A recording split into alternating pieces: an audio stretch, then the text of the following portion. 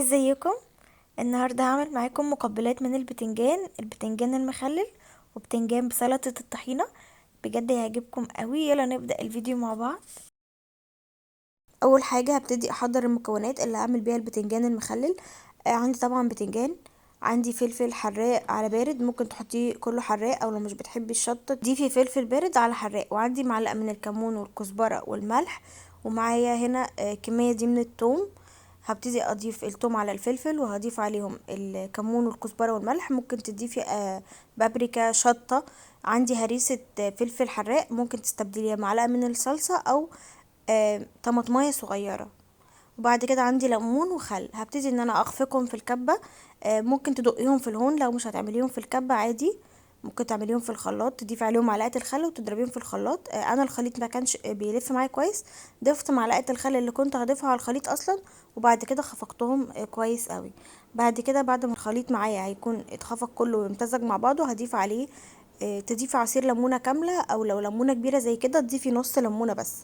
بعد كده هبتدي ان انا اقلبهم مع بعض، وهضيف عليهم طماطمايه متقطعه صغير.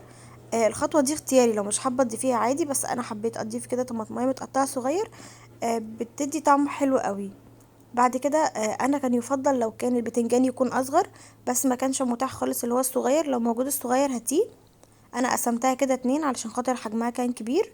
حابه تعمليها زي ما هي مفيش مشكله. بعد كده هجيب عندي زيت على النار، واول ما الزيت يسخن هبتدي ان انا اضيف فيه البتنجان. ممكن تستبدلي خطوه انك تقلي البتنجان بانك تسلقيه في ميه فيها ملح وكمون، سلق عادي خالص لحد ما يستوي معاكي. برضو هتكون حلوة قوي بدل ما تقليه لو انتي مش حابة انه يكون فيه الكمية دي من الزيوت. هنا ابتديت اقلي البتنجان، واول ما البتنجان بدوس عليها كده بلاقيها ان هي طريه معايا، خلاص بعرف ان هي كده استوت. ببتدي اطلعها على مناديل او على مصفى، اي حاجه تصفي منها كميه الزيت الزياده.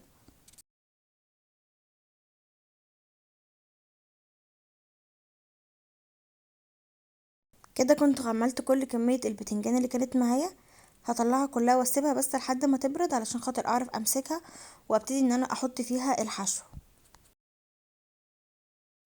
بعد كده هبتدي احشي البتنجان بالطريقه دي. الافضل تلبسي جلافز عشان خاطر الشطه ما تمسكش في ايدك وبعد كده تضايقك.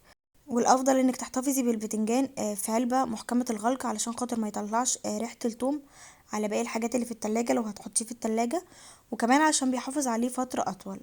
هنا بعد ما اخلص كل الكمية كده اكون خلصت معاكم البتنجان المخلل. بجد حلو جدا، بيبقى طعمه حلو قوي مع اي اكل. ممكن تزودي على الخلطة دي اي اضافات انت بتضيفيها. بعد كده هعمل معاكم الطريقة التانية للبتنجان. دي بتكون حلوة قوي، اللي هي البتنجان بالطحينة. يلا نبدأ الطريقة التانية مع بعض. اول حاجة انا هجيب عندي طاسة هضيف فيها معلقة من الزيت، وهكون مقطعة عندي البتنجان مربعات كده بالطريقة دي. ممكن تستبدلي الخطوة دي بانك تقليه، ولكن انا بحاول على قد ما اقدر اقلل من كمية الزيت. فهبتدي ان انا اشوحه كده في معلقة الزيت. بعد كده هضيف عليه فص من الثوم بعد ما يكون اتشوح واخد لون كده، عشان خاطر التومه ما تتحرقش لو ضفتها من بدري. اول ما وصل كده للمرحله دي هبتدي اضيف عليه التوم.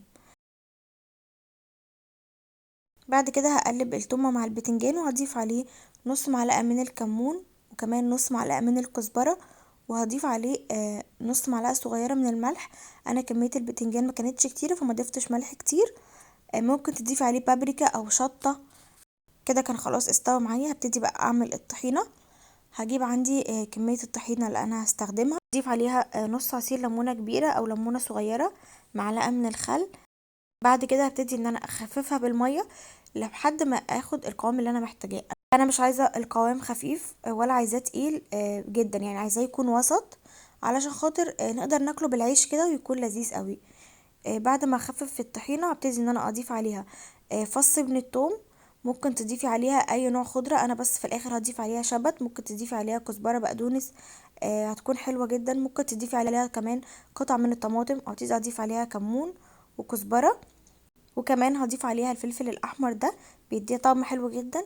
وهضيف عليها الملح، وبعد كده هبتدي ان انا اقلبهم مع بعض. وهضيف عليها حاجة صغيرة جدا من الشبت. انا بحب طعم الشبت، ممكن تضيفي عليها كزبرة او بقدونس، بس انا اكتفيت بالشبت. كان بالنسبة لي مناسب وحلو جدا معاها. بعد كده هقلبهم كويس وهبتدي ان انا اضيف عليهم البتنجان. ممكن تضيفي عليهم جزر مبشور، قطع من الفلفل تقطعيها صغير الحراق، هتبقى برضو حلوة جدا. يا رب تكون عجبتكم وتجربوها. لو عجبتكم طريقة البتنجان، ما تنسوش تعملوا لايك وشير للفيديو، وتشتركوا في القناة وتفعلوا زر الجرس عشان يوصلكم كل الفيديوهات اللي انا بنزلها. باي.